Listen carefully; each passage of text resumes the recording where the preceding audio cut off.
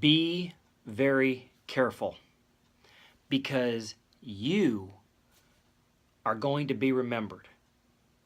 And you're going to be remembered for something. What do you want that something to be?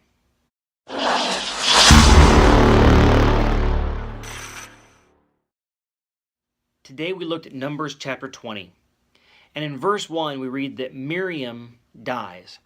And she's a complex figure because here this young girl puts Moses in the water and he floats down to the princess and she's responsible to watch him, and comes back and tells the mom, and the princess brings the baby back to the mom and she raises him, and Miriam is helping raise her little baby brother and brings Moses into the world in many ways. And she, when he comes back and leads the people out of Egypt, she leads worship and leads praise and has this amazing song. And yet she also leads in a rebellion, a black mark on her life that she'll be remembered for. At the end of the chapter, you read that Aaron dies. Aaron, a complex figure, the mouthpiece for Moses for a little while until he's not the mouthpiece, a leader in being a priest, and yet also part of the golden calf debacle. And then you have Moses in the middle of the chapter. The people are upset because there's no water, a real problem. But they have a bad attitude and also a lack of faith in God. Now, those two things always come together. When you have a bad attitude, it's because you don't believe in God. You don't believe that He's going to provide for you. But God goes to Moses and he prays, and God says, I want you to take your rod and I want you to go and speak to this rock over here and I'll provide you water. And God had done this one other time when God had told him to hit the rock the first time, and this time he says, I want you to speak to the rock. But instead of speaking to the rock, Moses spoke to the people and said, you bunch of rebels, do I have to provide water from even a rock?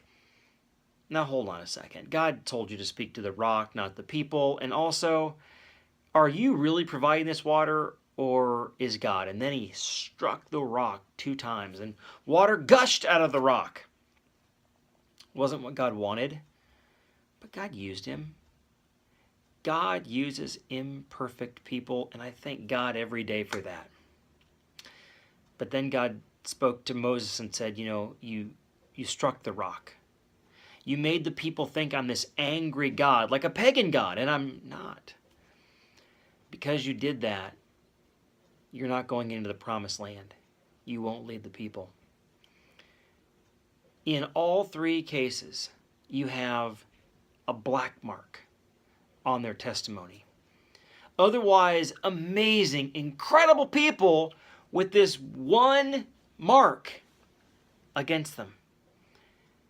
What you do in 30 seconds to a minute can ruin a lifetime of faithfulness to God.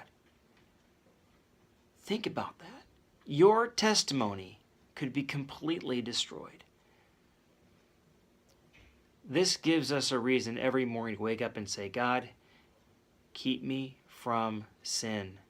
Lead me in the way everlasting. This is the Lord's Prayer. He says, deliver me from evil. That's what we need to pray for today. And we need to pray that the epitaph on our tombstone is good, that we're remembered for the good things that God allows us to do, and avoiding that black mark on your life.